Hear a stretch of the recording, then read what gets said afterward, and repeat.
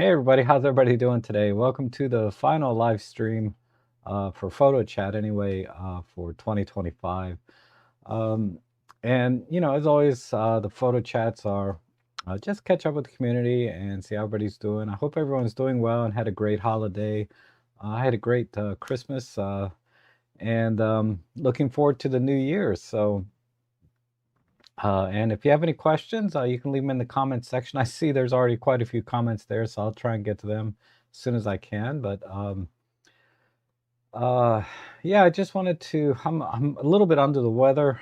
I started feeling a little off yesterday, and yeah, today I woke up with a very light fever. So I took something, so I'm back down to normal. But yeah, I'm a little bit off today, so forgive me if I cough or sneeze or anything. But and also, I wanted to talk about some of my favorite things that happened this year, and uh, what I'm looking forward to 2025, and also what we're gonna do in 2025 if there's gonna be any new things or changes.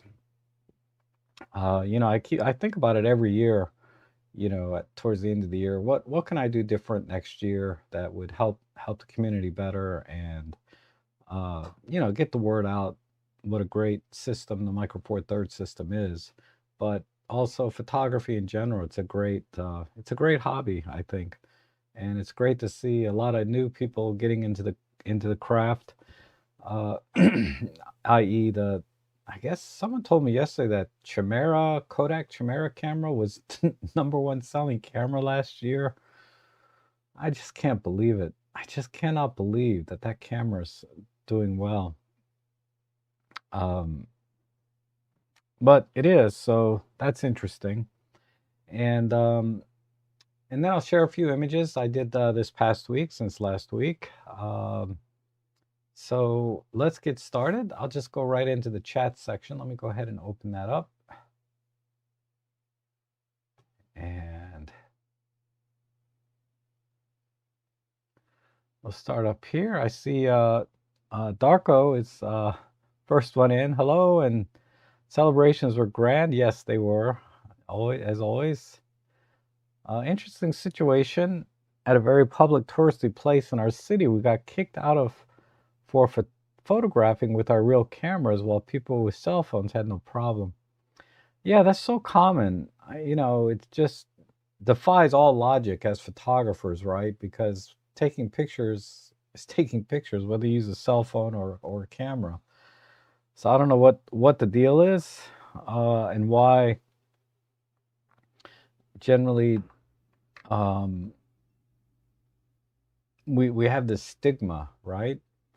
And it has a lot to do with, I think, the movie industry. If you watch any movie, s- you know, sitcom or just anything on television, they always portray photographers as these creepy guys going around, sneaking pictures in of people. Uh, and it's unfortunate. So uh, that's how I see it. That's how I kind of think about it. So yeah, I talked about this a few months ago in a stream where I got kicked out of a place by some guy that doesn't know anybody. He's a security guard. He didn't know any better, but he it. I was over at National Harbor, and it was the middle of the weekday, taking pictures, and he came up to me and said, "I can't take pictures here," and I'm like, "We're outside. I think it'll be okay." But anyway, uh, I just went around the corner and continued taking pictures, on another block. But I went to the website and I was thinking, has there been a policy change at National Harbor? Because I know some areas, you cannot do photography. If they post a sign, no photography, then yeah, you can't. But generally, any public place, you're allowed to do photography. And on the website, it says we encourage photography. Go out and take as many pictures as you want, basically. So there hadn't been a policy change with the National Harbor. It's this one guy who has this just exercising his limited power over me, for whatever reason, to get me to stop taking pictures. I guess he was bored, But yeah, I get it. And it happens a lot, whether it's justified or not. I was watching some video yesterday actually about a guy taking pictures of a police station intentionally, right? Uh, and he's actually part of some kind of organization, First Amendment Freedom something, I don't know, some organization where they go out to public places where they know they're allowed to take photos. And uh, but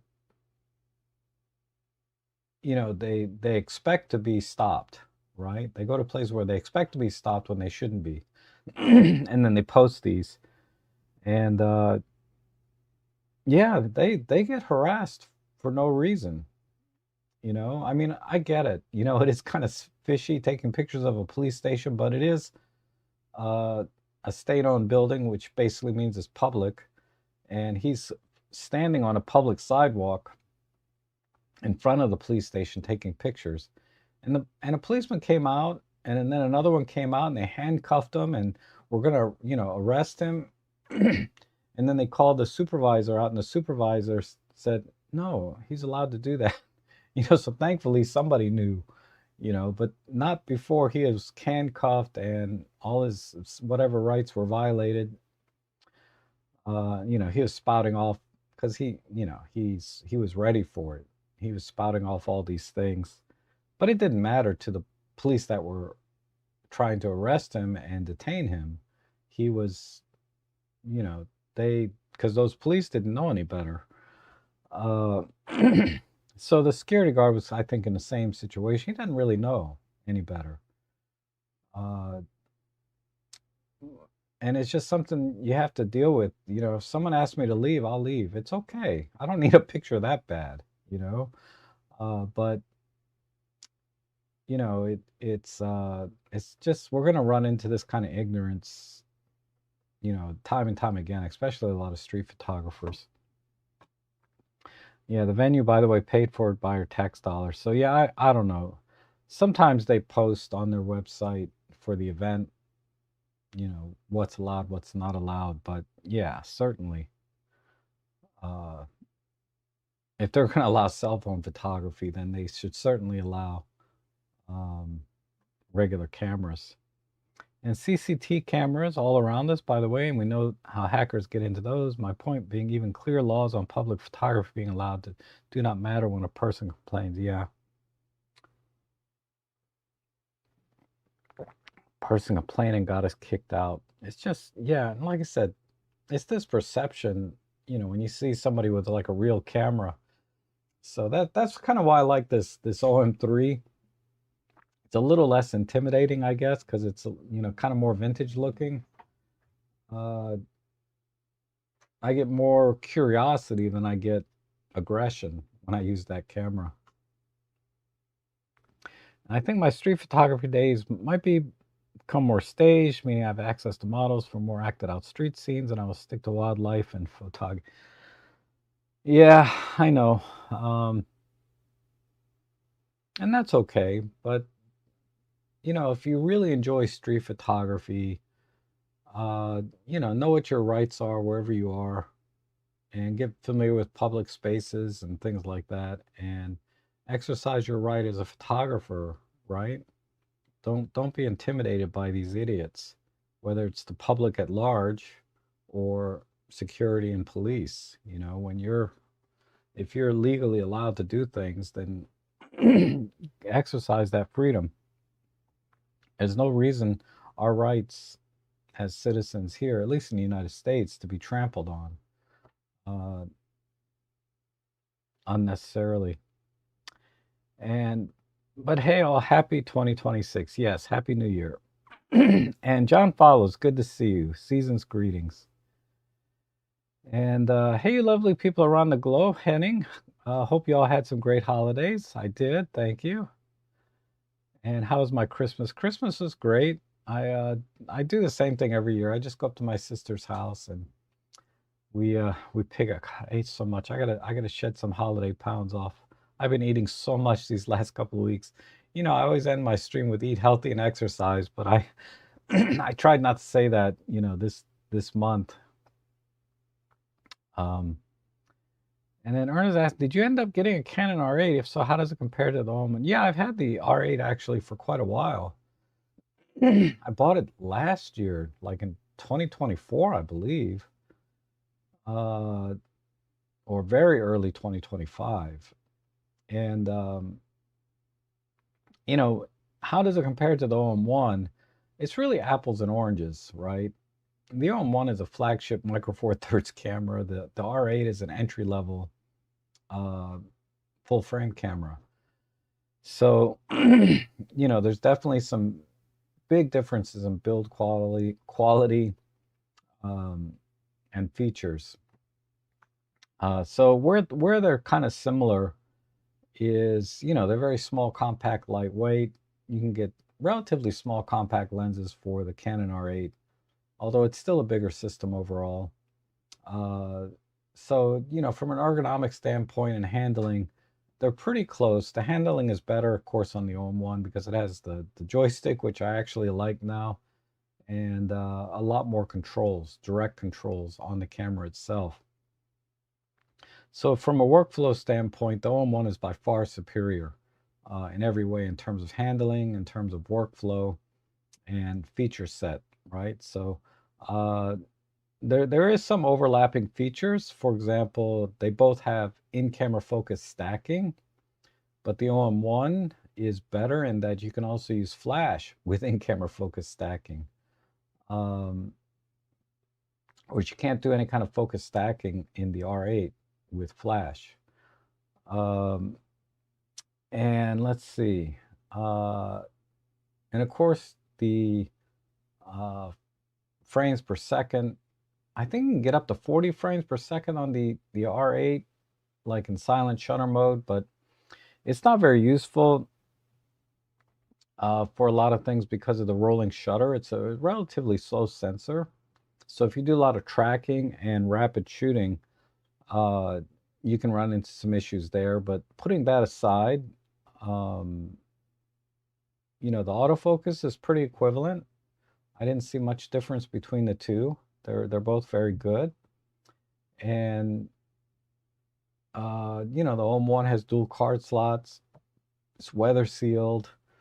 It's just a by far much better camera. If you want to talk about static image quality, let's say we're just doing landscapes. So we're not using 40 frames per second. We're not, doing focus stacking. We're just taking a picture of a landscape.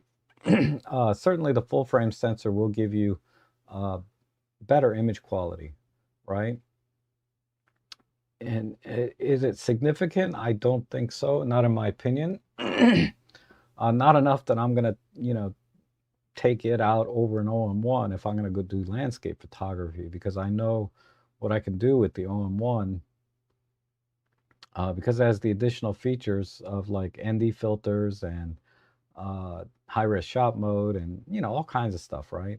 So yeah, there's no comparison. There's just no comparison between the two in terms, in every way, shape, and form, especially in video. I noticed, yeah, let me rephrase that. Even in video, the specs are certainly better on the R8 on paper, but in practice, the camera overheats very quickly if you're doing like 4K 30 even.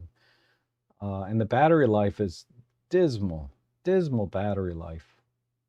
I can't remember. I think I went through at least two batteries uh, when I was doing an event on the R8, and I brought the OM3 with me at the same time, aka an OM1, right? Uh, and that battery was fine. One battery was fine the whole time. I probably could have gone another couple hours, and I recorded 2 hours of video straight, and that camera still had plenty of life left. Um, so, yeah, just no comparison. But I really enjoy the R8 for what it is. You know, because there really isn't much substitute for having the larger pixel pitch, right?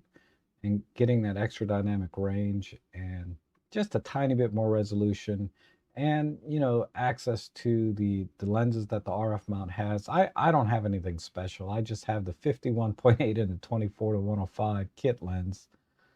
Um, but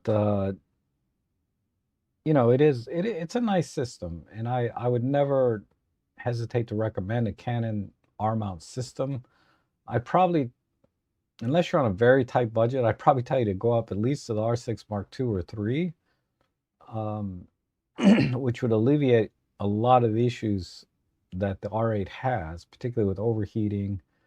And I think the R6 Mark III, you can focus bracket now with flash. I think they finally added that, but don't quote me on that. But overall, it's a nice camera for the money. And yes, we are live, George. Maybe not when you posted that comment, but we are live now. And David Black says, wishing you a happy new year from cloudy southern Indiana. Thank you, and happy new year to you. And Roger says, good morning, Rob. Great Saturday evening post photo of you. And oh, thank you. Thank you. Yeah, I'll share those today in the stream as well. Because I know not everybody's on Instagram or Flickr. And Larry's here. Morning, everyone. How many are here? Only one thumbs up. Oh, thank you, Larry. I appreciate that. And Eric is here. Good to see you. Hopefully I didn't give you the, because I felt something yesterday. Eric and we had dinner yesterday with David and Owen. I was a little suspect yesterday, but I really wanted to go out and take photos and hang out with you guys. But today, definitely, I got to stay in, because I woke up with I was like 99.9 or something. I think I'm back down to normal now, but I'm okay. One ibuprofen usually does the trick. But Eric brought up something about a transparent camera. I didn't see any email from you yet about that, but that would be interesting to see. And we also had another interesting discussion, at least, well, I was telling him about something. I don't know if he thought it was interesting or not, but about the G9 Mark II versus, say, the OM1, OM3. And I'm sorry, Peter, I almost missed your question here. Morning all, just interest, how did you get into real estate photography? You were referred or did you seek out clients? I was referred, basically. My cousin was selling his office building, and I said, I can take pictures of it to give to your agent, right? So that's how I got into commercial real estate photography, and I did that for many years. Funny thing is, I talked to that agent. He hasn't hired me for over a year now. He stopped. Some early 2024 was the last job I got from him. But I talked to him about a month ago. He just said I haven't needed photography, which I know is a lie. But that's okay. We're still good friends, or we're still in good terms, socially speaking, right? But business-wise, we're not doing any business together. Let's see. And hi, Rob, does the OM1 Mark II beep during self-timer count? Oh, I think you asked this question in a comment, or someone did, about the EM1 Mark II, I think. But in any case, no, I've never heard the self-timer beep. Okay, and why do Micro Four Thirds camera have many computational features? Live bulb, live ND, and full frame cameras don't have them. Why is that? I suspect it's a license or patent issue. Once you have a certain technology, you own it, and anyone that tries to imitate it, would be violating a patent or a license or something. I wouldn't be surprised if OM Systems or Olympus before that was licensed out some of their computational stuff. uh, like the pre-capture, for example. I don't know if that's licensed out or, uh, but yeah, I suspect it's something along those lines. Um, because to completely duplicate a feature that's very, very unique to OM systems would be a clear infringement on intellectual property of OM systems, right? But I'm not a lawyer. I don't know. But I suspect it's more of a legal thing than it is anything else. Rob, no problem here. Feel better. Thank you. Thank you. And which camera are you using on this podcast for video today? The Insta360 webcam. It's on, I think it's on sale right now for $149. When my EM10 Mark II died, I switched over to my EM5 Mark III.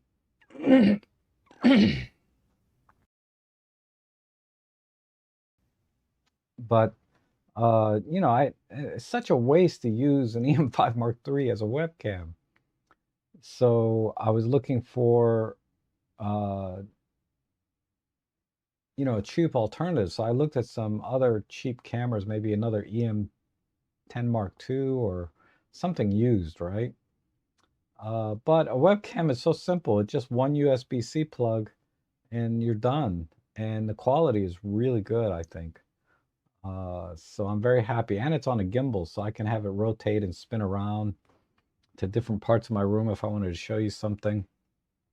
And it has a bunch of other features, like I can blur the background and, stuff I'm not going to use, but it's pretty neat what it can do.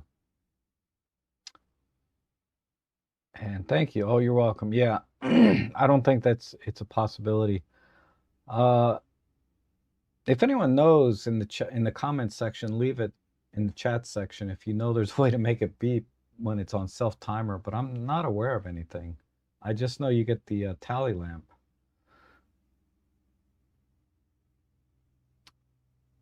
And we had one good fog yesterday where I am, but I was too out of it to go out and shoot. We don't get dense fog. Oh yeah, I know. There was a really dense fog one morning recently, and yeah, I wasn't up to it. I got suckered in buying a Retropia vintage filter. It's an ad you see on Instagram a lot. I haven't seen it. There's no hue, it's just glass. Guess it'll make good glass protector for my Leica. What the heck is that? A Retropia?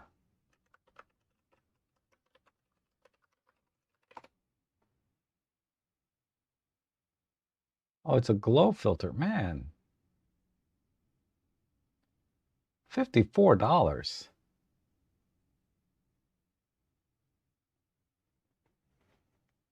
So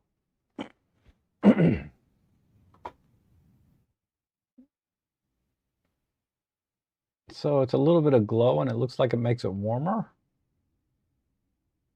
Oh, here, it says right here, warm vintage glow.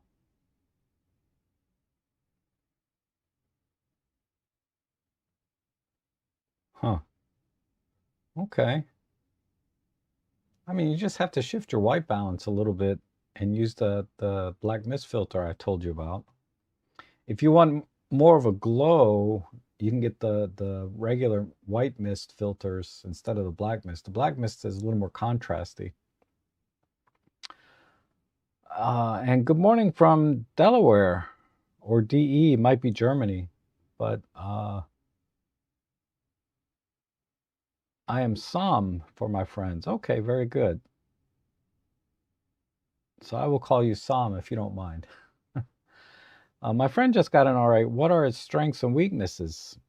Oh, okay. The biggest weakness, and this is in all the reviews, is the battery.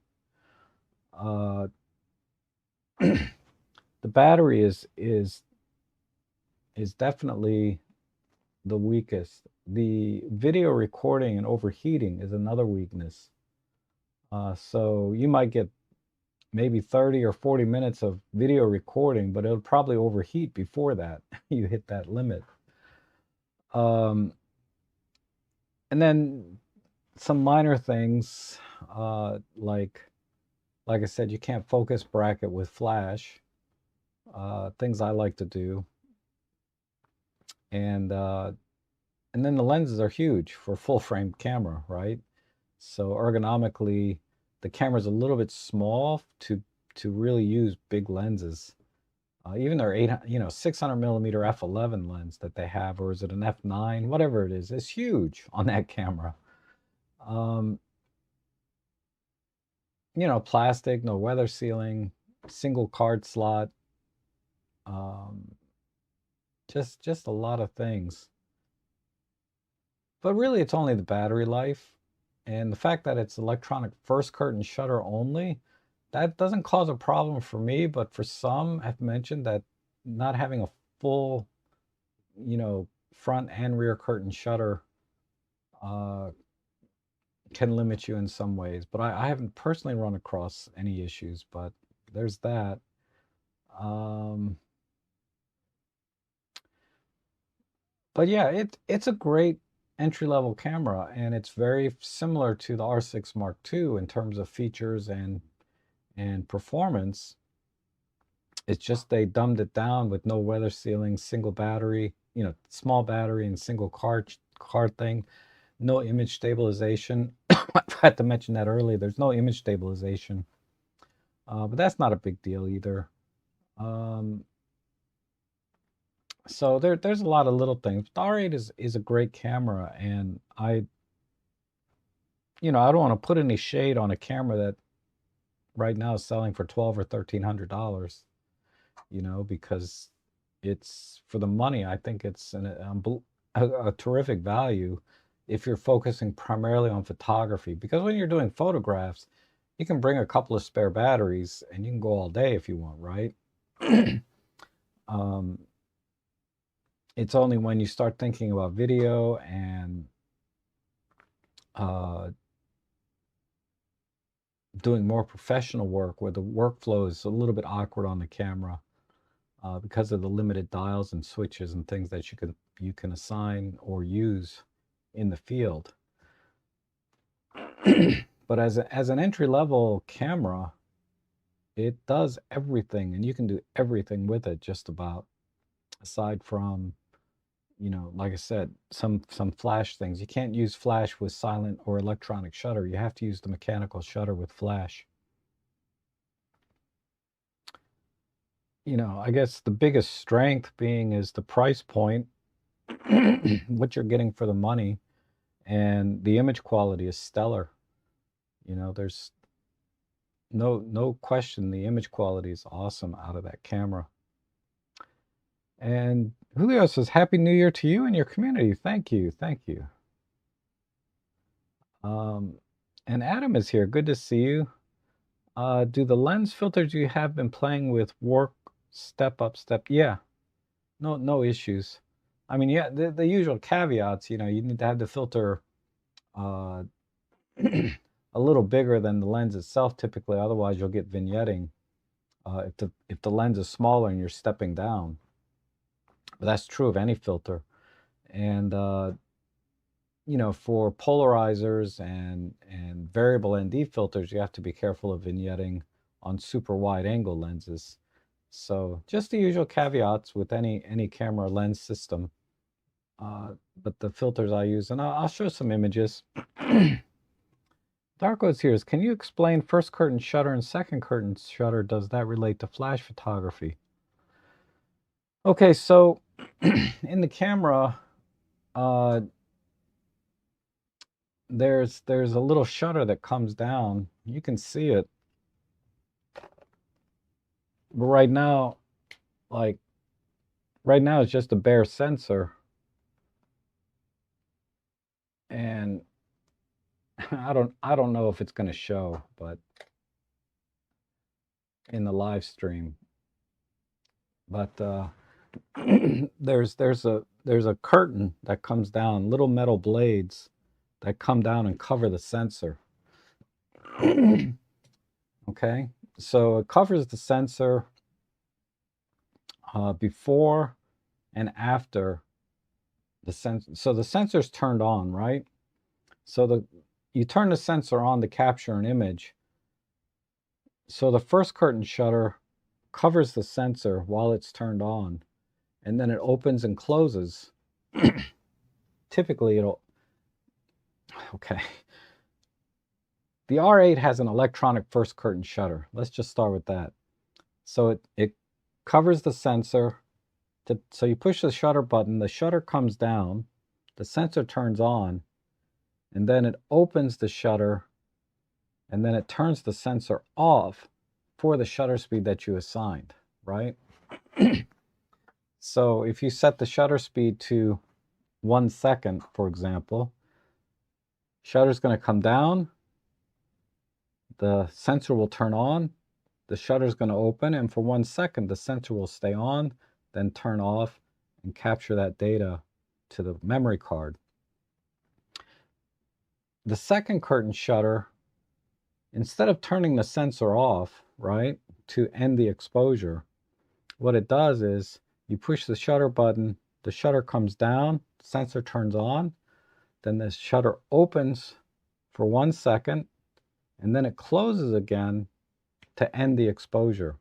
So instead of turning the sensor off to end the exposure, it just covers the sensor again, right? So first curtain down, turn the sensor on, open, 1 second, and then close. So that's second curtain shutter. So in flash photography, typically you only worry about first or second curtain shutter in long exposures, like 1 second, 2 seconds or more, right? So think about it. If there's let's say there's a guy or a person running with a torch, right? Like at an event, he's running with a torch. So you start to, and you want to get kind of a blurry motion of that person running, but you want to see the flames kind of trailing behind him in the shot. But you want to get the person sort of frozen and a nice clear shot of the person. You don't necessarily want a blurry shot of the person. You only want a streak of the flames. So the way you would do that is with a rear curtain shutter. So imagine the person is running, right? You push the shutter button, the first curtain closes, then it opens, right? Then the person runs, right? And then the shutter closes.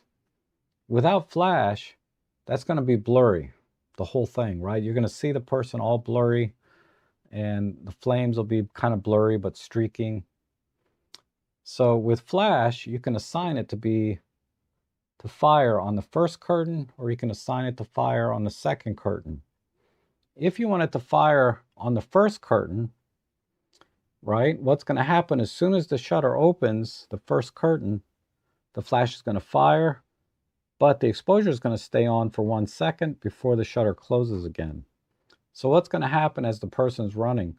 The shutter opens, the person's running, the flash fires, so you're going to get a picture of the person over here, right, frozen, right, nice and sharp, and then you're going to see the flame going ahead of him as they're running forward. If you do rear curtain, what's going to happen is the shutter opens, the flash does not fire. So you're going to get the person running across, you're going to see the streaky flame going across as well, and then before the shutter curtain closes, right before, the flash fires. Then it's going to freeze the person over here, so you get a nice sharp image of that person over here, and then you're going to get the streak of the flame behind them. Then the shutter curtain closes and ends the exposure. So that's the best I can explain it, just using my hands. Okay, but that's when it comes to flash photography. So since the R8 does not have a rear curtain shutter, you cannot do something like that. It only has first curtain shutter. So if they're thinking about doing long exposures with flash to do something like that, uh, you know, you're not gonna be able to do it on the R8. Wedding photographers like to use flash with long exposure. What they'll do is that there'll be people dancing on the dance floor, and they'll spin the camera while the shutter's open, and then the flash will fire and capture the people nice, sharp, and crisp, but then the room will be all blurry, right? With nice speculars and things like that. Um, but that technique works with either first or rear curtain shutter because you don't care what direction the room is in. All you care about is the people in the image, in the final image. But I'm sure there's many other applications for first and rear curtain shutter. I don't use it very often, if at all. I just know academically how it works, but I haven't thought of anything creatively how to use it. Okay, Stuart, good to see you. Season's greeting. And William, good morning. And Marco, awesome to see you. Hope you all got some fun gear from Christmas. I did.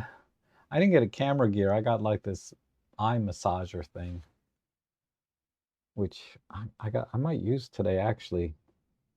Clear up some of my sinuses around my eyes.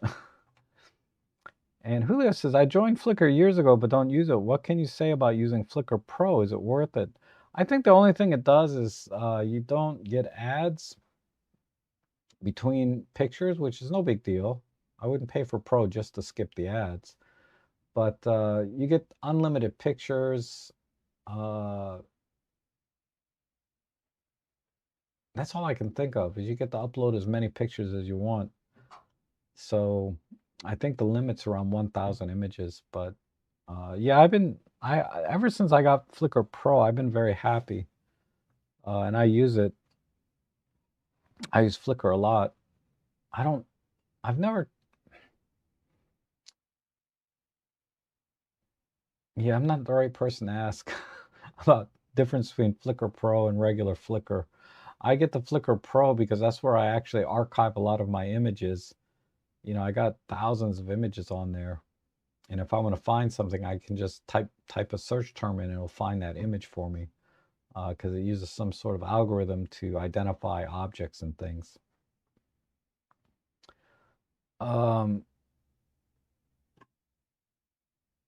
Okay, so let me, looks like I caught up with the chat. Let me go ahead and share a few pictures. Let's see.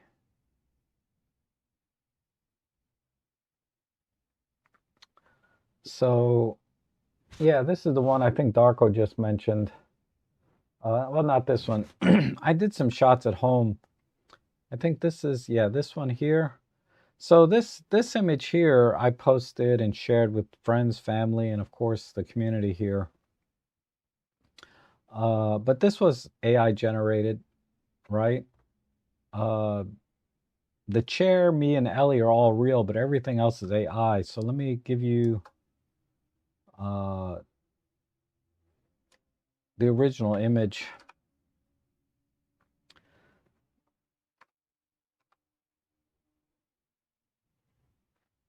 So as you can see, you know, there's me and Ellie, and that's the AI generated image. It did a pretty good job. It messed up the leg on the chair a little bit, and it messed up the chair a tiny bit because the chair, you can see over here, goes up to my neckline, whereas here it got I don't know. I cut out the chair. I don't know why it uh, generated the chair here. And it kind of messed up her toes a little bit down here too, because her toes are very clean here, but over here they're a little bit jacked up. But yeah, overall I did a good job. And then I used Nick Collection to kind of give it a little bit softer look with some grain. I don't know if that's obvious. It's not very obvious, but there's a little bit of grain now in the image. But yeah, so yeah, I just added some warmth and grain in Nick Collection and came up with that image. And I did a couple other shots with Ellie. Here's two more. Uh, excuse me. This is just,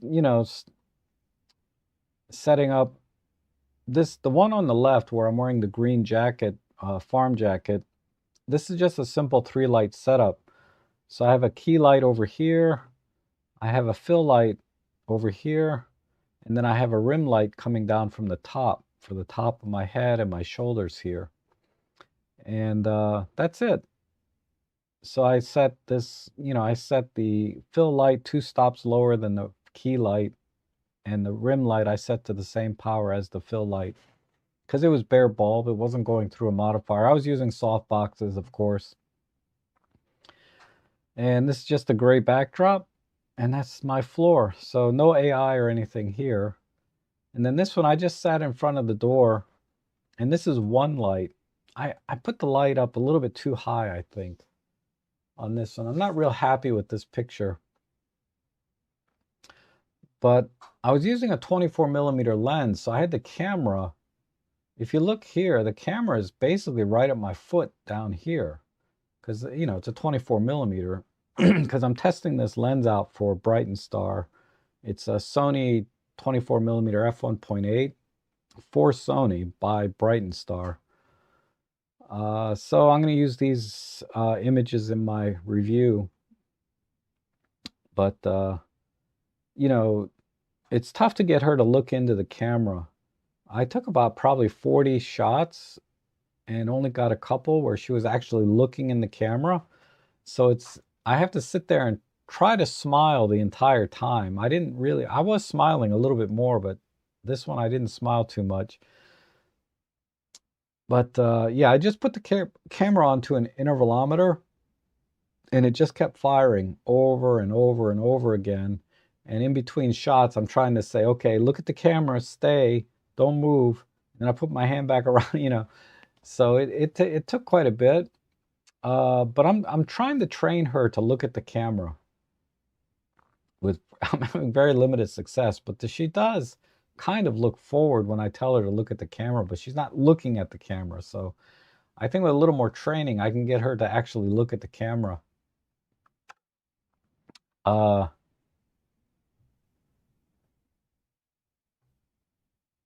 and then let's see.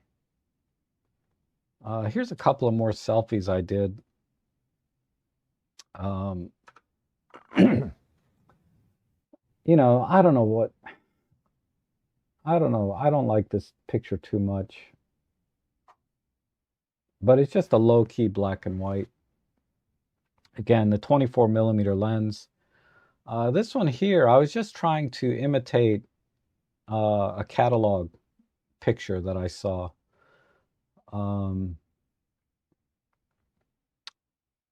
Because I have a very similar jacket to what the guy in the catalog was wearing.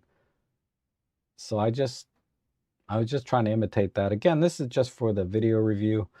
But this is a single light, and the camera is right here in front of my hand.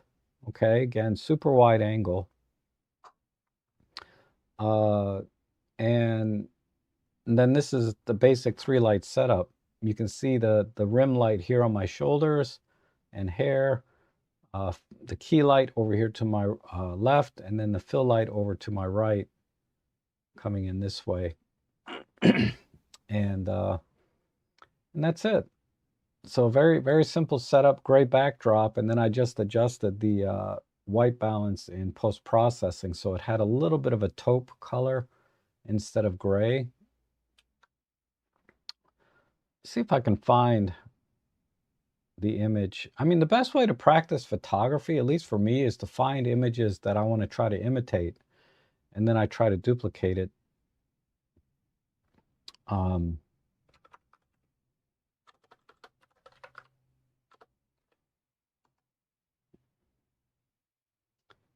Let's see.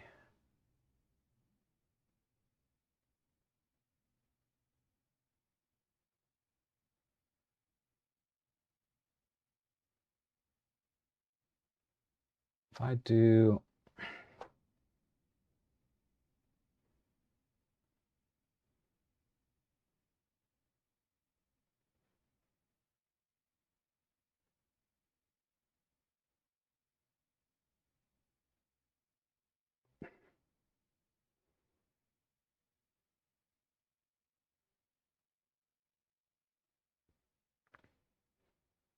I should be able to find it pretty quickly.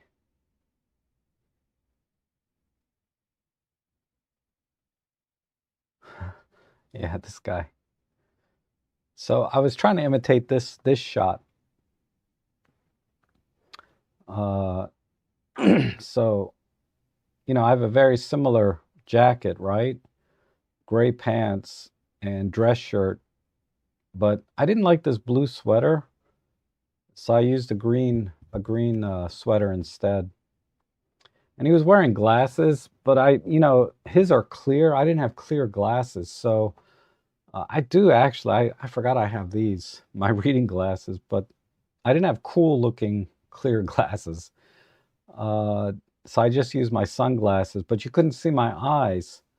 So that's why I tilted the glasses down so you could see my eyes. Whenever I do a portrait, I always like to see a person's eyes. I think that's why I don't like that this one here is because you can't see my eyes. But this one I like to be able to see the eyes of a person I'm taking a picture of. But I think I got pretty close. Um, gray pants. The only like the key difference is I just used the green vest instead. Okay. So those are some selfies that I did this week. Uh, I'll share a few more. Okay. Love the Christmas shops. Thank you. Thank you. Hey, from Michigan. Seems like Flickr is more friendly than some of the other platforms. I really like Flickr because it shows all of the EXIF data. If you upload your photo with the EXIF data, you can get all of the EXIF data. So if we go to my pro account here, and like this picture, you guys can't see because I set this up for friends and family, but I can see it because I'm signed in. Uh, but yeah, like this photo here, you can look at my settings, f2, 7 artists and 6mm. All the EXIF data is here, and I can assign it into groups. So I create groups based on lens and camera body typically. But also I have a group here for black and white photography, so I can categorize things this way whenever I upload a picture. But the main thing I really like is just being able to see the EXIF data or being able to share the EXIF data with everyone, as well as for myself when I want to go back and look at some pictures. Oh, this is my Flickr year. So congratulations, Eric. You're my best friend on Flickr here. And then also PZ Sundays, Ping, friend of mine here locally. She's a terrific photographer. Let's see, I uploaded 1,000 photos this year. Wow. So that was pretty cool. And this was my most popular, only because it got onto whatever they call it, some kind of Flickr thing. Uh, I didn't think there was anything that special about that picture, but that was the number one picture on my Flickr this year. But you can go into my Flickr, just flickr.com/RobTrek if you want to look at some of the images. And I always try to upload the full resolution, so you can pixel peep it or download it if you want for personal use. But everything is here. But I like being able to put things in the albums. So like if I want to see pictures I took with the Viltrox 14mm, I can just go into this. Here are pictures I took with the Insta360 Ace Pro. So yeah, Flickr is great. And of course it has a regular photo stream like just like any other platform, right? How do I get to that? Um, I think I just click here. But I can see activity in my own community here uh, from people I follow. And,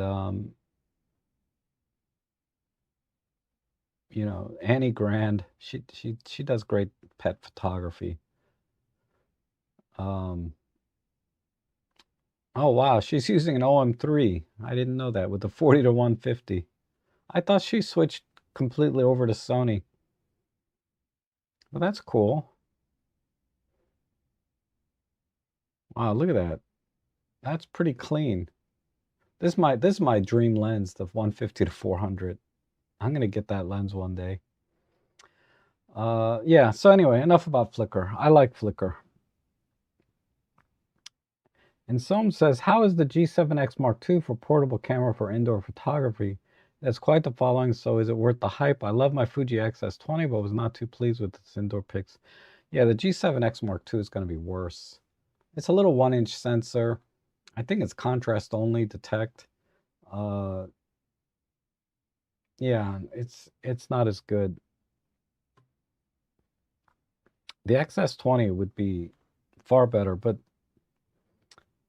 indoor photography, you really have to use flash. Um, there's just no way around it. I mean, this flash, this image, let me see. Well,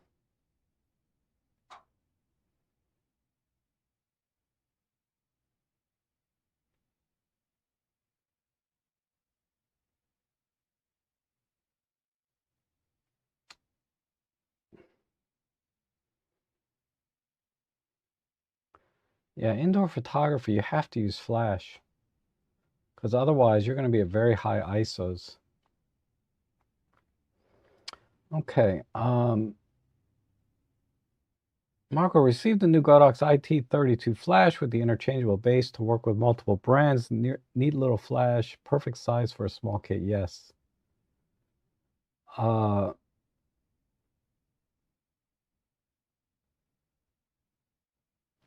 so, you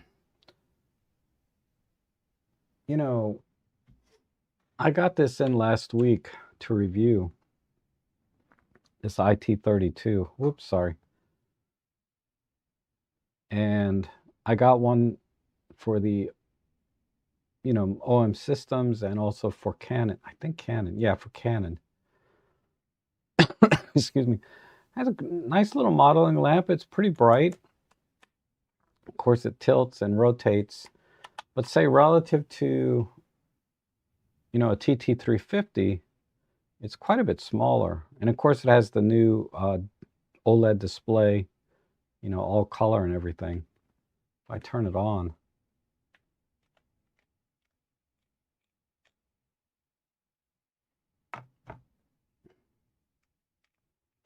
yeah. So it has the new display, and versus TT350. So just to give you an idea of the size. Now it is a smaller flash head, so it's not going to be as bright. But I'm going to test this out. Oh, and this is touchscreen too, by the way. And then say compared to the V480, which was you guys mentioned, you can see it's quite a bit smaller. And the V480 is not a big flash. I have all my V1s out in the studio. But this is by far more powerful. I mean, the flash head alone is almost as big as the entire IT30. But this is so compact. So like on my OM3, it's nothing. It's really tiny. Well, let me put a lens back on. This is the 6mm f2. But yeah, it's perfect. It's perfect. I used it to take the family shot. Um,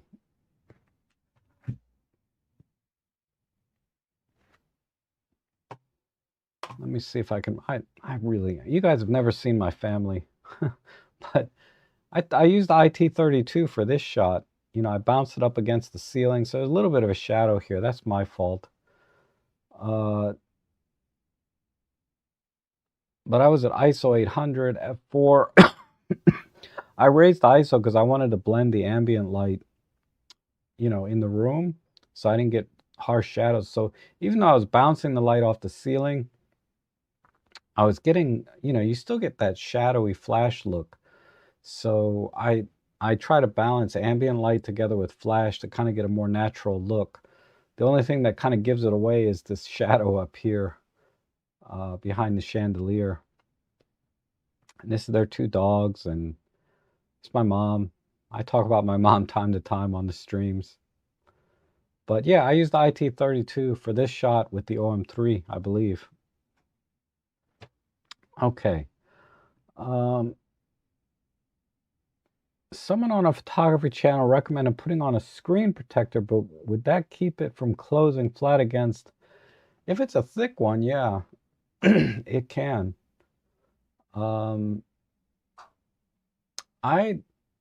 I stopped using screen protectors. None of my cameras have screen protectors on them, and to be fair, I've been using this OM3 regularly, right? And the screen is typically facing out, but I don't see any scratches on it.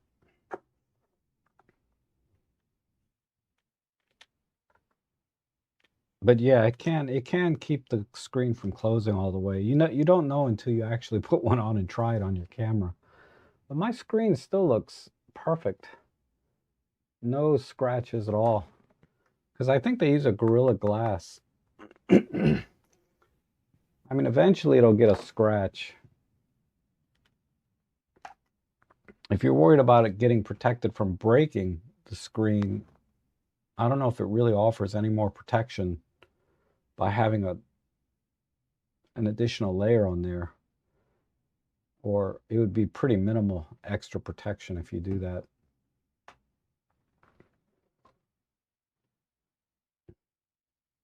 And so, yeah, Marco says, yeah, the screen won't close flat, especially the ones that are made of glass because they're very thick. They got these really thin plastic ones that you might be able to get away with. Is pet photography a thing commercially in your area? Maybe. I haven't looked into it.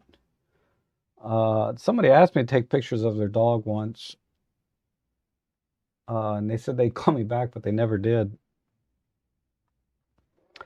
And good morning. Happy holidays, Rob, Marco, and everyone. Thank you, Butters. Good to see you. And Rob, how do you like the added grain in camera versus DxO versus Nick?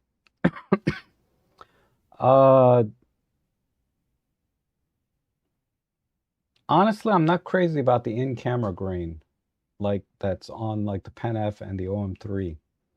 It's okay. But the pattern is, I'm not crazy about it. Now, the grainy art filter is not bad, but I much prefer the grain you can add in Nick Collection. I haven't really used it in DxO. If I'm going to do grainy or artsy-fartsy stuff, I just go over to Nick Collection. So, yeah, I like the Nick Collection grain the best.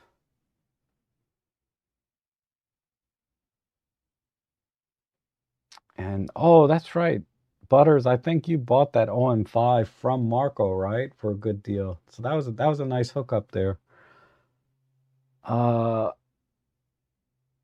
And Flickr is a great way to search by lens and camera body when you want to see types of images you can make with a particular setup. Good for ideas or what potential gear has. Yes. Flickr is awesome. Hopefully it's doing well now and making a comeback. Because I know there was a couple of times in the past where they were talking about it just going away. And Roberto's here. Good to see you. Merry Christmas and Happy New Year. Good to see you, Roberto. I hope you're doing well. And Adam says, also, does DxO ever offer lens correction for third party? Yes, I have seen it. I have seen it for some of the lenses, but not all. I I can't name them off the top of my head, but yeah, they do a little bit, but it's very limited. And there's no auto correction available. So, you know, you have to adjust the vignetting yourself because there's a vignetting slider under the light controls, and there's also a distortion correction. So what I do is I get a lens. If I get a lens that that I'm going to use often, I'll I'll save a preset for that lens.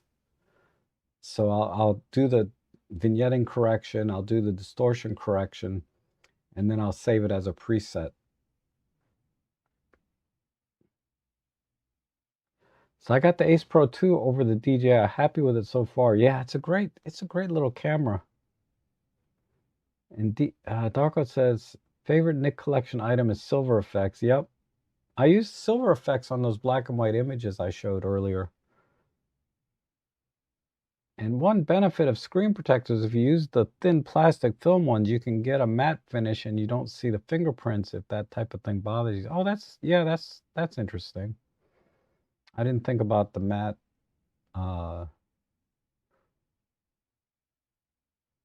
thing. And then same here on the Nick comment, okay?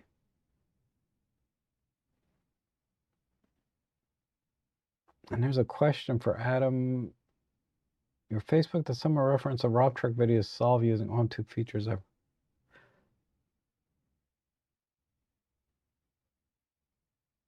When someone posts, I'm not sure what you're referring to. Someone referenced Rob Trek video to solve for two OM features at the same time. For using two, I don't have a solution. I know you can mix some bracketing things together.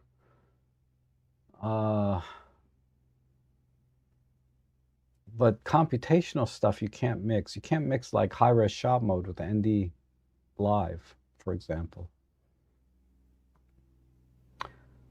And just loaded Windows 11 CX6 Photoshop and it works. Okay. And Rob says, thinking DJI prices might skyrocket with the ban, maybe. Maybe. DJI makes nice stuff, but I guess it's over, at least on the drone side in the future, right? And Som says, I also have a Canon R10. It also has an integrated flash. Is it good for indoor photography, or would I need to use I would use a speed light. The on-camera flash is great if the people are like 3 to 6 feet away from you. You know, it'll fill light so you can see them better. But you run the risk of the background being very, very dark, right? Because the flash is going to expose for people's faces and it's going to underexpose the rest of the room typically. Canon is a little bit better at mixing ambient light with flash. So it probably will still be fairly natural looking with the on-camera flash on that. But I've never used it. But I'm just saying from my experience of using on-camera flashes, Canon seems to favor mixing ambient light a little more so than our OM system cameras. OM system cameras, even with the ambient light setting they added, it doesn't really do a good job at mixing ambient light with flash. It typically favors the flash part. So you get really harsh shadows. If you don't get harsh shadows, you get very dark backgrounds, you know, in an indoor setting. But I would always use an external flash, even though it's on camera, because that 430, you can bounce it, right? You can bounce it off the ceiling. And so what you want to do is first take a shot without flash and then see what your ISO setting is, for example, right? We got to assume your shutter speed is less than 1/200th of a second, but you want it to be at least like 1/100th of a second. I would set your shutter speed to 1/100th of a second because people move and you don't want motion blur.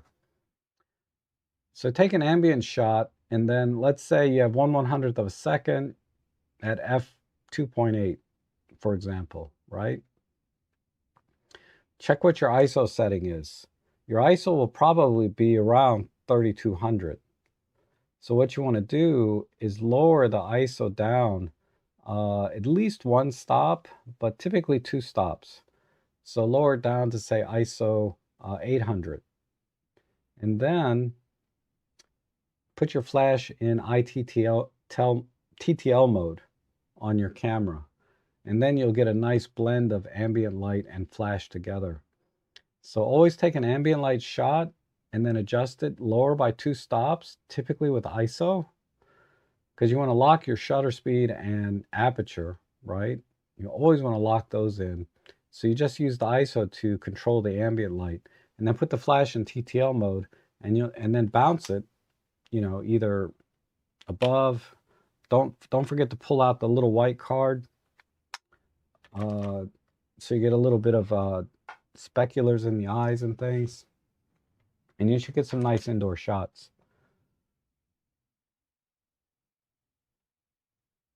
Back button focusing and CAF. Yeah, that you can mix. Yeah, that's not mixing features though. That's just controlling the camera, right? Yes, you can create private albums. So I have a whole friends and family album. I have like a couple of them that either only friends can see or only family, or both, friends and family, right?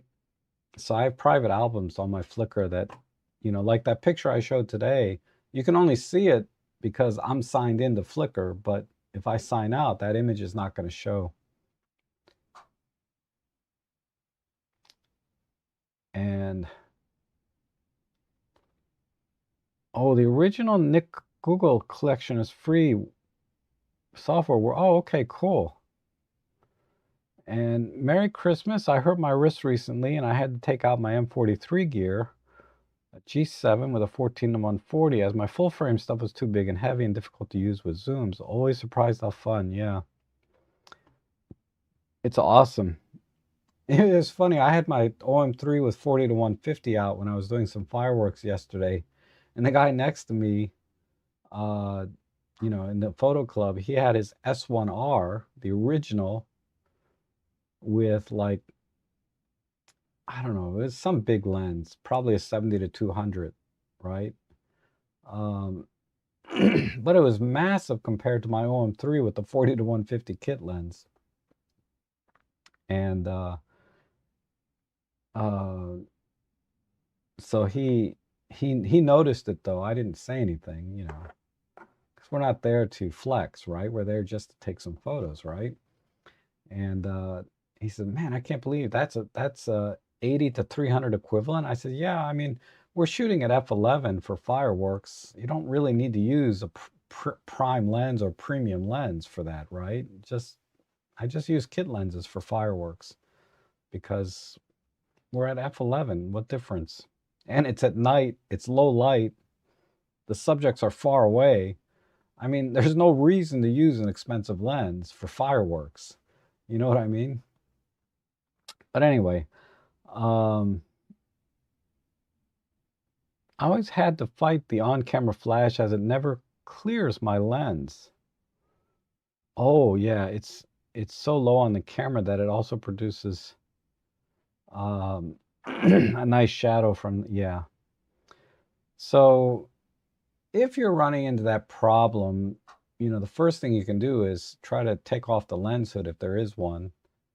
And if you're still getting a shadow, uh, try to zoom in if it's a zoom lens and tighten the focal length. Because typically, once you get to about 50 millimeters, equivalent on full frame, uh, you should be clear of any shadows.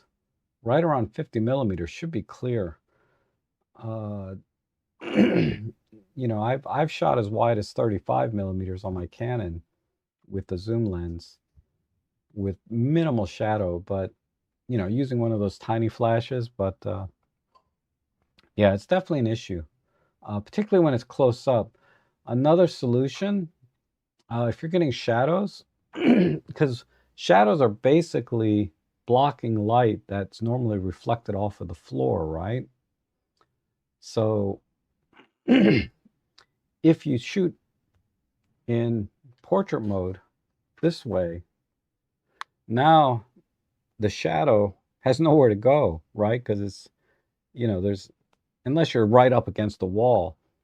But if you're getting shadows from your pop-up flash or on-camera flash, try shooting vertically like this, and the chances of you getting a shadow in the frame are pretty minimal. The only way you're going to get a shadow in the frame is if you're shooting somebody this close, okay? Then you might see a shadow on the person. But typically people are 3 to 6 feet, maybe even 10 feet away. If you shoot vertical, then you won't get that shadow, because the shadow has to basically not reflect off of something, right? So just a little tip, if you're in a situation where you're getting shadows, shoot vertically. And Rob, which flash and diffuser do you use for macro work?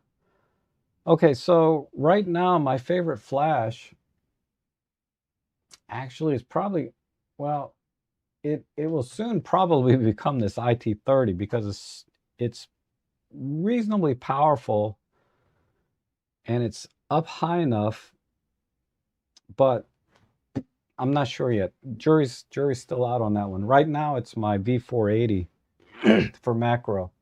The V480 has this modeling lamp, so it helps me to autofocus because it illuminates the subject, which helps me to autofocus or manually focus. Either way, this extra bit of light that I get from the modeling lamp for focusing is a huge help. And the flash is very powerful, right? Because it uses the lithium-ion battery. So the recycle times are fast and the light output is really powerful. It's less than a stop difference between this and a V1, which is a much bigger flash. So that's what I use for flash. For diffuser, I just use that pop-out thing. This thing, okay? They don't sell this anymore, this exact model, but I do have it on my deal page. And by the way, I have links down below to a lot of stuff. The IT32, the V480, a fisheye lens, which I'll talk about later. But I just use this little pop-up thing. And then the V480. And my 60 macro.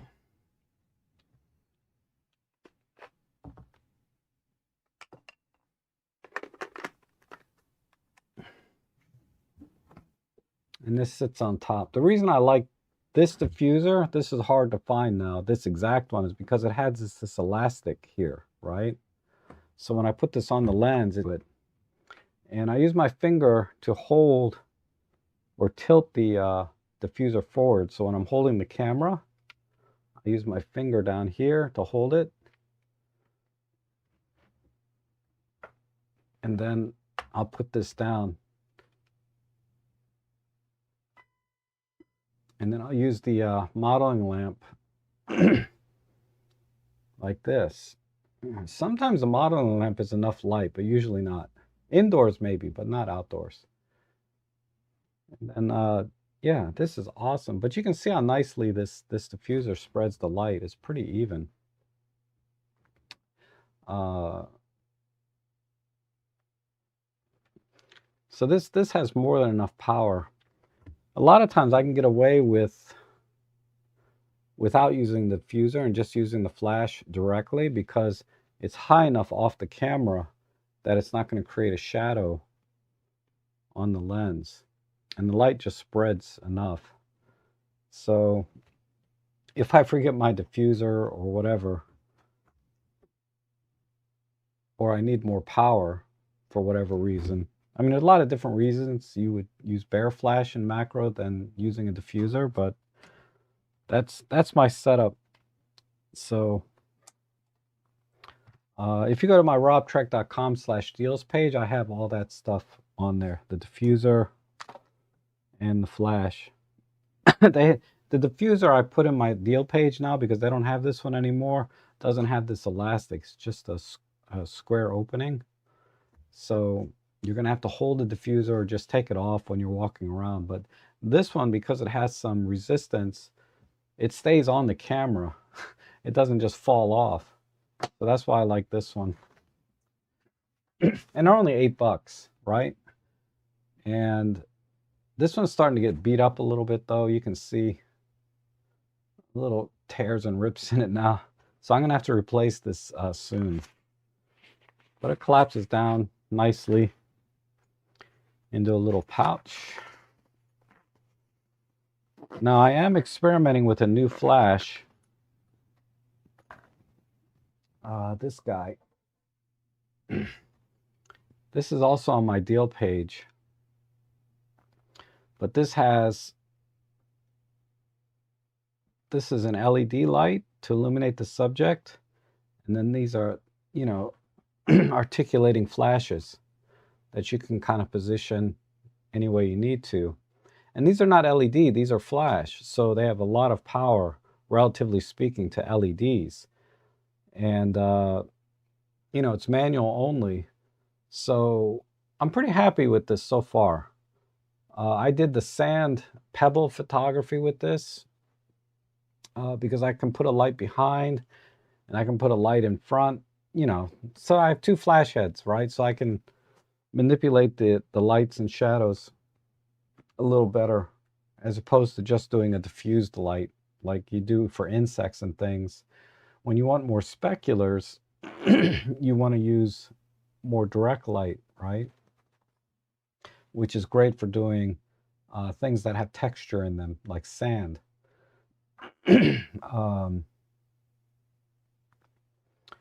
Not just show one picture. I know many of you have seen this already, but I'll just show you one that I did. So, you know, like when you're doing sand, a lot of times you want more speculars. You don't want a soft diffused light. So this is when you would use bare flash, and this is why I kind of like this other flash, because I can put two flashes out and get really interesting speculars on the sand.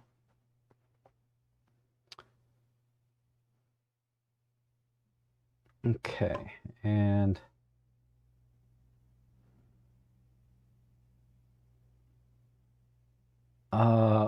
what tiny flash that recently came out has TTL? It's the IT32. This little one. This one and the IT20. The IT20 is really tiny. That is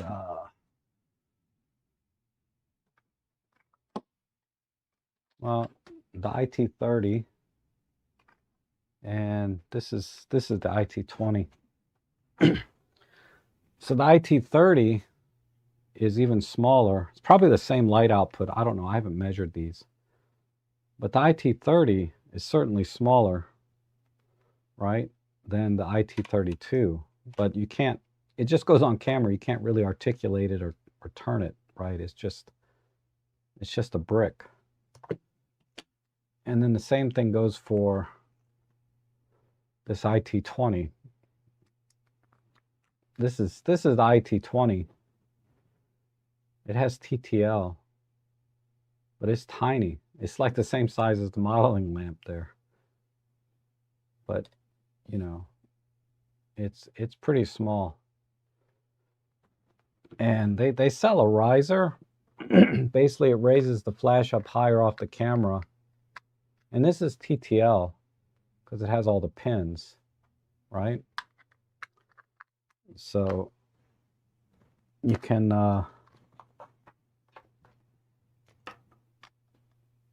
if you're having problems with shadows coming off your lens, this will raise it up higher. It also tilts back.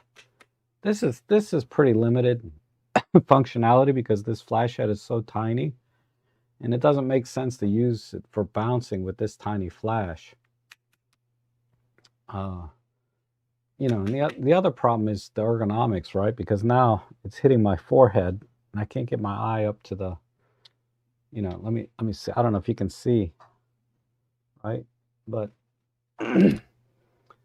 So really its primary function is just to raise it up above.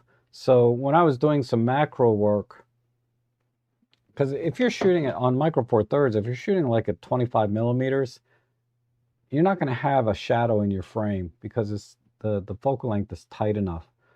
But if you're really close to your subject, like in macro work, yeah, you're going to get a shadow. So having the riser did help with macro photography and not getting a shadow in the frame. So the riser does have some function. So if you like using this little IT20 for macro work, I highly recommend getting the riser for it. And the riser will, of course, work with any TTL flash. I mean, I could even put like my V1 or V480 on the riser if I wanted to. There's no reason to because these have the head anyway. But like the IT30, this is probably a popular accessory for this flash, right? Okay. So I did a review on this one. It's pretty good little flash. The light output is limited because it is tiny, but it's a good flash. And I've reviewed the 480 and the IT30 specifically for Olympus and OM system cameras.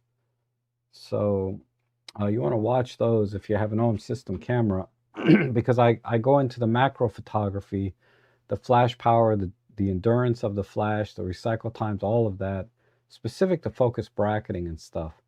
And that's why when they ask me to review these, I always ask them for two, right? Give me one Canon, Sony, Nikon. Give me one of the other ones. And then give me one specifically for OM systems. Because I want to test it specifically for the computational, or not compute, but for focus bracketing, right? And high-res shot mode and all the other things that you can use flash with, because you can use flash with silent shutter. But right now, I'm kind of leaning towards this IT32. This might be my new #1 recommended flash. I wouldn't recommend this to beginners because it's not very big. The light output's not going to be enough for in the sense that, when you buy a flash, you're buying it for light. Why buy one that's going to be underpowered from the start, right? But this makes a great secondary flash to complement like a V480 or V1, because you don't always need a V480 or V1 flash. A lot of times you can get away with this. In fact, probably most times you can get away with a smaller flash. But there's no substitute for a bigger flash. So I think the V480 is a nice compromise between size and power output. So I would probably recommend this as your first flash if you're a beginner. It's about $60 more than this one, but it's worth it. But once you get your main flash, then you can accessorize. You can get these little IT20s, you can get this IT32. You can buy these dedicated flashes. I just love flash photography. What can I say? All right. And thank you. You're welcome. And the great Vanzini's here. Good to see you. And great Christmas photos, Rob. Always wonderful if you remember what breed Ellie is. Yeah, she's a mountain cur. C-U-R-R, I think. Very, very, not a well-known breed, but that's what she is. She's a mountain cur. What is your take on LED panels to replace flash photography? Generally, you need relatively powerful flat or LED panels to replace flash. In a studio, LED lighting makes a lot of sense. Out in the field, it depends. For photography, I don't recommend LED lighting outdoors because the setup is just, I would need like a 300 watt LED to replace like this V480 for light output. Excuse me. A V480 is this, okay? Fits in my palm of my hand. 300 watt LED is huge. Never mind the power supply. okay? Uh, you need big power banks and things like this. So it's not practical in the field to use LED lighting for photography. For video work, it's mandatory, right? But for photography, LED lighting outdoors is not practical. Indoors, because usually you can get away with much lower power, like even 80, 100 watts would be enough power for a lot of, excuse me, for a lot of or for a lot of, for your lighting needs. Typically, you want to get like 200 or 300 watt LED panels indoors, but you can get away with a 60 or 80 watt, right, LED light in a studio. What you see is what you get, right? So you can control the shadows directly rather than, you know, making minor adjustments with your flash and then going back another test shot, make another adjustment, test shot.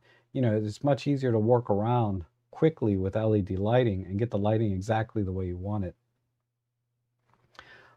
Because you can see it as you're moving the lights. So there's huge benefits there for LED lighting in a studio situation. I still prefer flash in a studio because these are small. When I go do events, you know, it's very easy to pack up 3 light stands, 3 flashes, and a camera into one backpack, okay, and a carry, you know, something to carry my light stands and umbrellas. I can pack up very, very quickly a nice little portrait lighting setup for events in a very compact way with LEDs or with flash. With LED, I would need a big roller case with lights, the power supplies, all the cables for plugging in. You need to find a wall outlet. If you're going to be working outside, you need to bring a generator. I mean, it's like LED lighting outdoors doesn't make sense to me unless you're doing video work. But yeah, anyway. Hi, Rob and all. How do you focus stacking with manual lens? Uh, well, okay, so the easiest way is to get a focusing rail. What do you call that?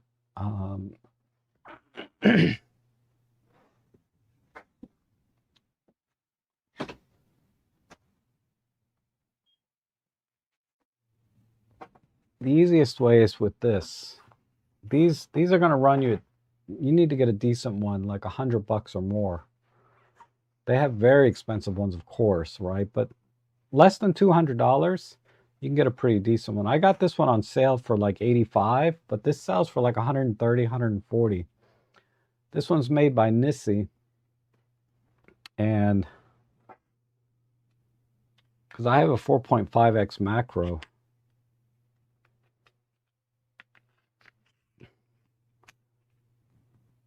Now you can, of course, oops, I put it on backwards. You can, of course, just turn the ring on the lens, but clearly you know that, right? But then you just adjust the focusing this way, and these are indexed, so you can see the numbers and lines on there. So what I do is typically I'll just turn this half like this as I'm going. I'll have to do a video on this. This one has a wheel, so I can, some of them, it gets more expensive, but some of them you can kind of unclip and slide back. This one I have to kind of crank it. It's not a big deal. I'll just crank it. I don't mind cranking it. And you have to keep it in this bag because you don't want to get any dust on this because this is greased, right?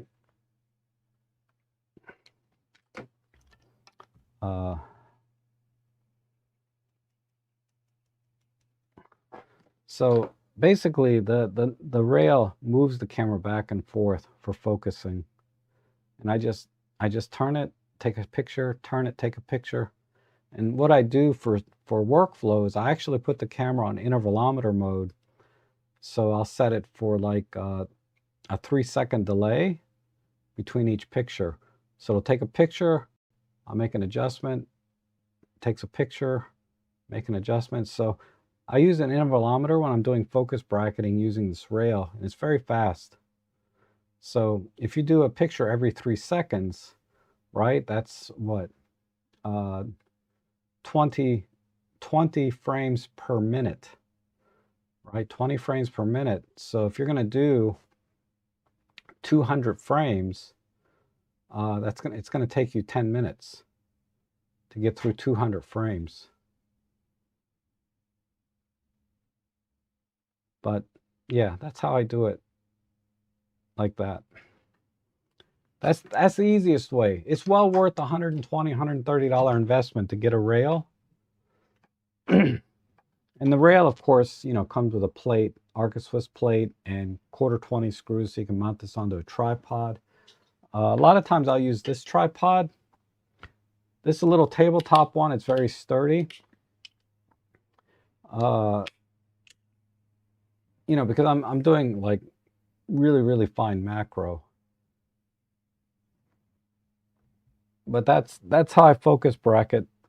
Now, if you're trying to focus bracket a landscape scene with a manual lens, I don't recommend a focusing rail. That doesn't make any sense. The focusing rail is for very, very high magnification, 1x, 2x, 4x, very high magnification macro.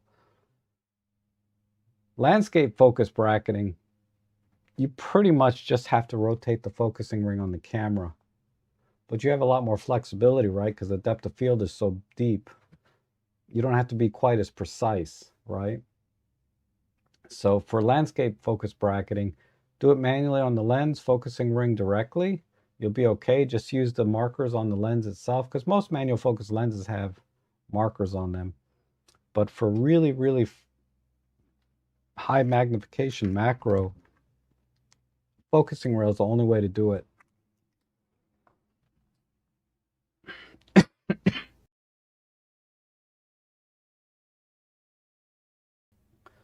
Okay. Helps decrease red eye with the riser. Maybe. I hadn't noticed. But yeah, red eye so easily fixed in post these days, right? I still do have the Hassie. The last time I used it, I can tell you exactly. It wasn't recent, but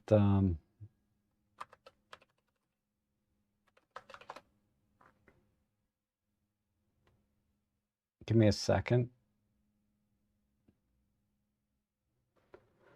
I used it with an Instax film back, where I can use my Hasselblad and Instax film. So it looks like December 24th, 2024.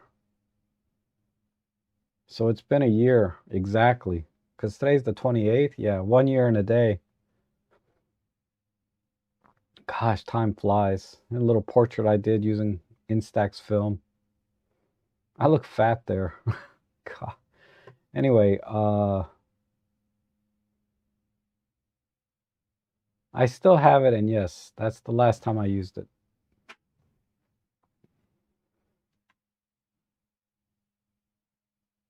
And Adam says, the hardest thing to get used to for me with the Fuji X mount, aperture control on the ring lens. Yeah.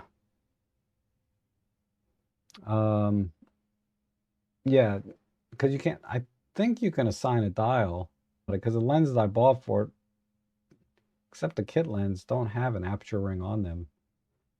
Maybe they do. I don't remember. I don't use it enough to really tell you, but yeah. Okay.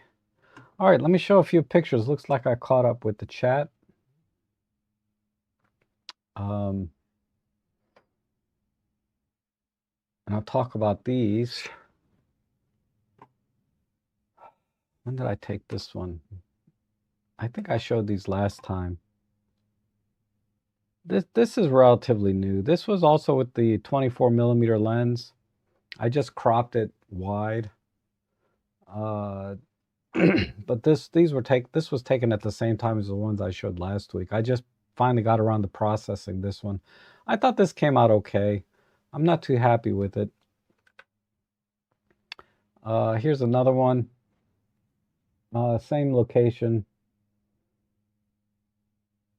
And this is a fisheye lens. This is the photo. This is where the fireworks were. I'll show you the fireworks came up over here. This is a live comp because the airport is a little bit upriver from here. So planes are always flying over to land. This is not the best location to do live comp of airplanes flying over, but since I was there, I just thought I'd do some. This is the fireworks with the kaleidoscope filter. I always bring my filters with me whenever I go out. This is the fireworks, and I'm just simply zooming out. So I zoomed into, basically the way this works is you zoom in to the fireworks. Like I zoom into 150 millimeters. I was using the 40 to 150. So I zoom into 150 when the exposure starts. And then as the fireworks are going, I zoom out back down to 40 millimeters. And then for the last 1 or 2 seconds, the fireworks get captured in here. But all of this down here, the fireworks that fired beforehand, get streaky, right? This is another one. Apparently the pier is moving.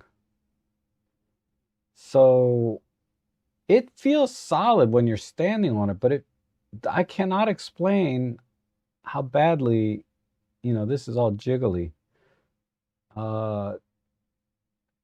Anyway, another shot, zooming out. And this one I zoomed a little bit. I think I changed my mind kind of midway through the zoom because this was the finale. And then this is another live comp shot from a different angle. It's about 10 minutes here. Only 2 planes came by, I think. And then you can see down in this corner, there's another plane flying out, taking off from this location. But these planes are landing over the bridge. So I thought this was kind of a neat shot. And this was taken with the 6mm lens. And I have a link down below to the 6mm lens that I'm talking about for Micro Four Thirds. It's a great lens, and it's only $200. It's a 6mm f2. This is another 6mm f2 shot. And I don't think I did any distortion correction on this because there is some distortion. But if you center the horizon, you won't really notice it quite as much. Yeah, handheld low light shot, ISO 1600 for 1/10 of a second. But when you're shooting super wide angle, I can handhold a little bit longer. Normally, I can't handhold less than 1/30 of a second, even with image stabilization. But with a fisheye lens, you can handhold quite a bit. And I think we looked at these already. Oh, you haven't seen this one. This is with the 24mm lens on the Sony. Just a picture of Ellie. And that's it. I think that's all the pictures I have that are new. You guys kind of seen all of these. That's still a cracking shot. I like that one. Okay. Oh, thanks. Yeah, nice image.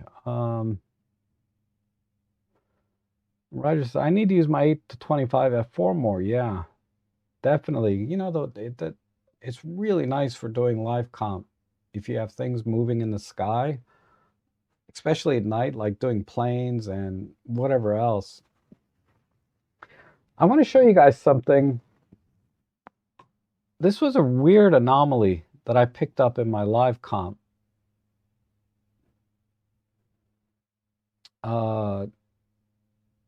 I don't know what this is. Let me find it.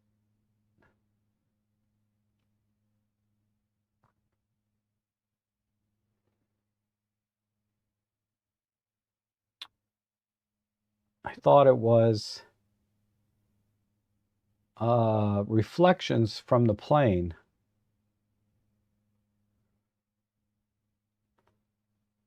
Where's the raw image? Okay, so I haven't processed this yet. Let me add some. Well, I did give it a little bit. Let me brighten it up a little bit. So I'm doing, I'm doing some some live comp before it got too dark.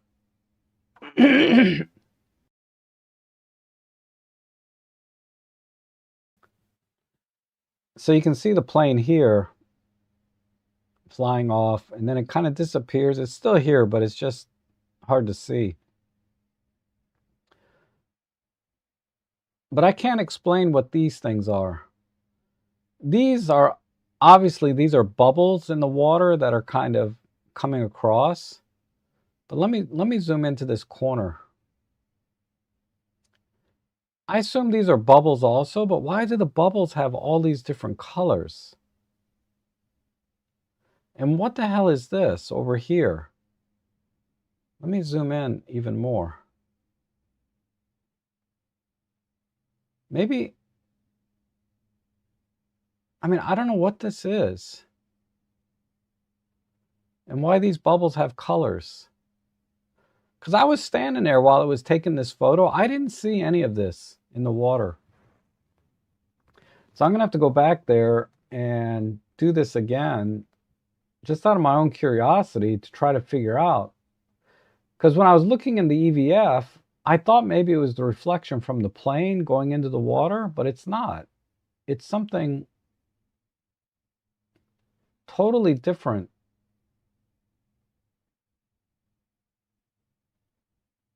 And there was nothing in the water that I could see with my naked eye. And look at the way this kind of coils. I mean, maybe,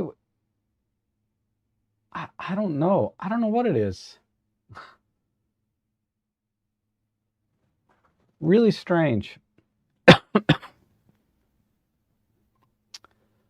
Give Rob, oh, thank you, Adam. And God, thank you so much for the super chat. I really appreciate it, Adam. You're so generous. Thank you so much. And just because, appreciate your creation of community. Oh, thank you, Adam.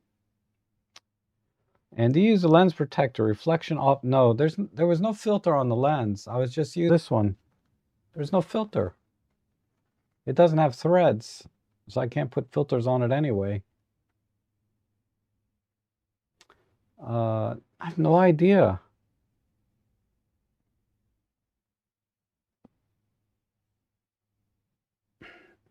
The lens hood doesn't come off. But anyway, so far this lens, as far as I can tell, is very sharp and nice and wide, of course. I just got it, so I haven't done comparisons. I'm going to try and compare it to my 8mm fisheye lens that I have from OM Systems, my Pro lens, and just compare the sharpness just to see where we're at. Because, the fisheye lens is, $800-900 lens. This is a $200 lens. So you got to manage your expectations a little. But a 6mm f2, it's pretty good. It's pretty good so far. I'd say it's worth $200, regardless of what my review's going to be on it. At this point, it's worth $200.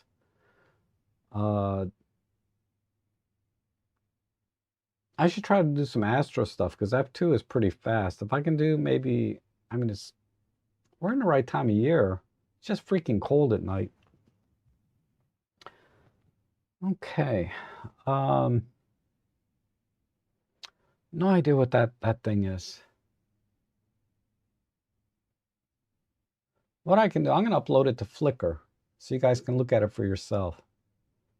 Let me just upload it to Flickr real quick. Let me find the JPEG, the straight out of camera JPEG, and I'll upload that.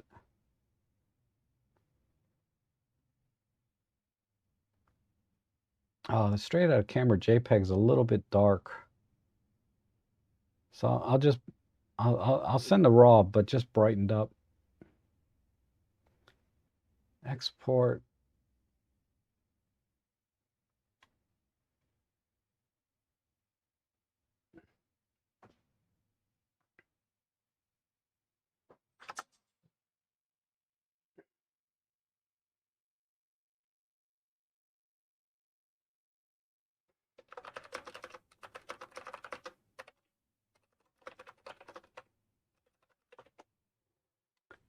Okay.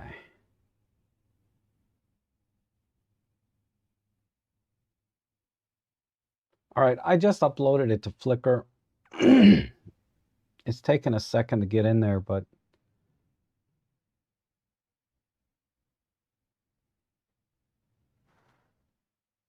okay, it's on my Flickr. I'll give you the link directly, real quick.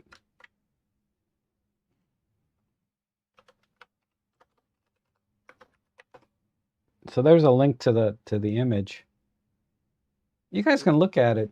Give me some ideas. It's probably a very simple explanation, right? What that is, but I can't explain the colors and the bubbles here, and I can't explain what this is over here at this point. I mean, I figured out some of the other anomalies, like over here to the left. This is somebody's hand, I believe. Okay, right above my head here. This little white thing. I think these are somebody put their hand down and then walked away. I think. But I cannot figure out what these things are. Because I was standing right there. I did not see anything red there. And I didn't see any colorful bubbles. It's just weird.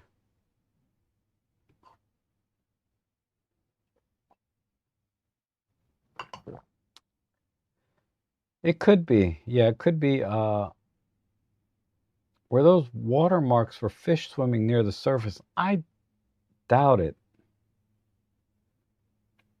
I doubt it, but maybe. It could be lens flare. The thin lines look a bit like light shining off of algae filaments gently. Oh, could be. But you know, you can. I mean, unless you have an account with Flickr, you can't. But you can leave comments on that image if you have a Flickr account in there as well, or you can leave them in the comments of this live stream afterwards. It's weird though. Maybe some little creatures living inside the lens. No, there was nobody there playing with an RC boat. I mean, Eric, you were there. Not Eric Lindquist, but the other Eric. You were there. There was nothing there. Just weird. And Eric says, driving through Hyattsville, Maryland, there's some great old businesses here to capture, but I'm not sure if walking around here is ideal. Yeah, be careful. It's a little rough over there. Hyattsville is Hyattsville and Greenbelt. There's some really nice areas over there, actually. They've really, because I went to a park. I think it was in Greenbelt, though. There's some really, really nice areas, but yeah, there's some rough parts too.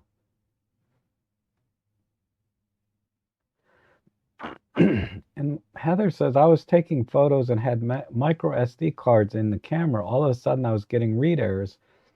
I was so disappointed as it was some great shots. I tried shutting down, but nothing more. Yeah. So I don't recommend using micro SD cards in cameras that take full SD cards. I always have problems with them, especially on the higher end cameras like the OM1, EM1s, EM5s. These cameras have a lot of problems with the micro SD cards. My EM10 Mark II, really, I could put anything in that camera, it would work. But the higher end, especially when I went to the EM1 Mark III, I noticed the micro SD cards just didn't work as well. So I have all of them here now out, you know. I don't use them anymore, and I replaced them all with full SD cards.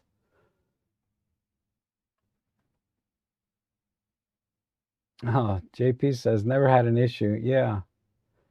I mean, more recently, it's been pretty good. I mean, they're always in the news though for something, right? But uh, for the most part, I was very content walking around in Greenbelt.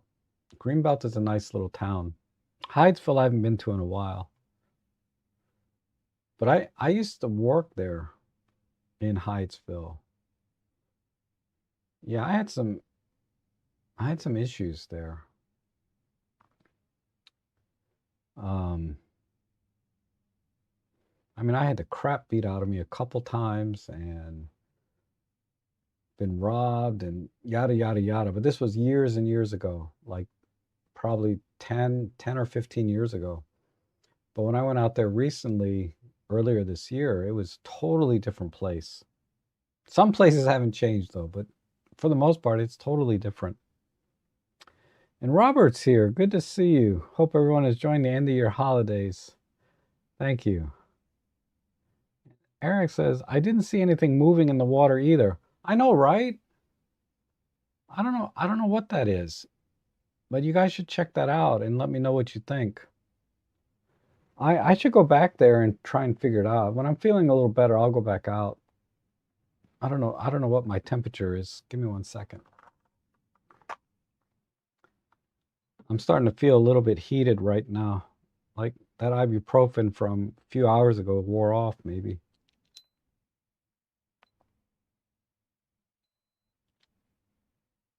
Nope.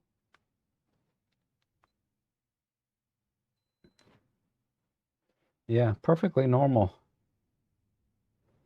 98.7. So I'm just feeling a little funky.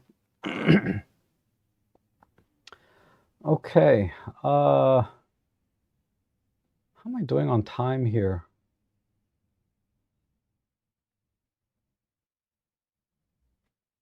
I don't know how long I've been on.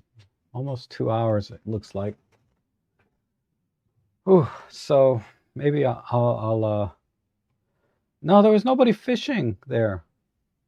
It kind of looks like maybe one of those red bobble things, right? Floaters, but there's nobody fishing there. There was somebody fishing there earlier, but not when I was there doing the live comp. We were kind of all by ourselves. I didn't see anything. It's weird. So how's it going, Plug Nichols? Good to see you. Uh, very strange. Yeah, algae. I think the colors of those bubbles might be algae, maybe. Tough call. I don't know. I don't know exactly. Uh,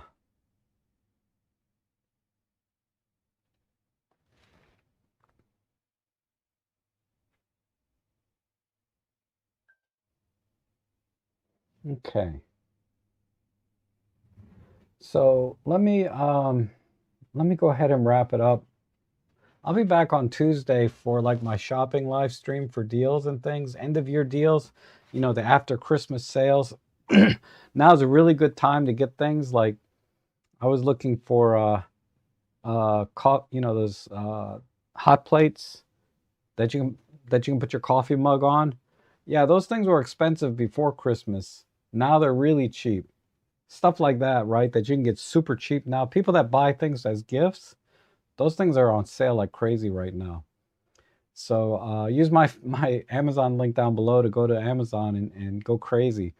But Tuesday we'll get more into it. We're gonna look for photography gear that typically isn't stuff that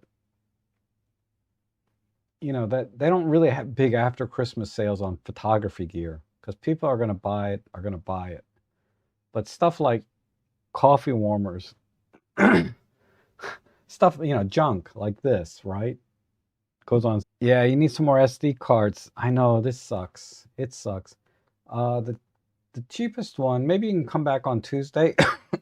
I'll look for some SD cards for you that are cheap. Um, because they've gone up quite a bit in price just recently. The cards that I used to be able to buy for, $40 are now like $50, $60. And I don't feel like they're coming down, but maybe we'll look again on Tuesday. If you can't join me live on Tuesday, then you can watch it after the stream. But I'll definitely try and address that, so you can get some SD cards. Um, okay, so yeah, I'm kind of going downhill here. So I need to go. But thanks everyone so much for joining me today. Thanks for all of your awesome support over 2025. I didn't get a chance to talk about what I'm going to do next year, but um, more of the same. I don't know. But I'll be here next year. Look forward to the annual meetup for Micro Four Thirds. We're definitely going to do that again. I'm going to try and get some new people, so keep an eye out for that. And as always, you guys, holidays are over, Thanksgiving and Christmas. So now is the time to eat healthy and exercise, right? So I'm going to start bringing that back in because I want all of us to be here for a long time and enjoy life, right? So you guys have a great rest of your day, weekend, a good week, and a good life. Thank you again for 2025. You guys are awesome. And I will see you again soon.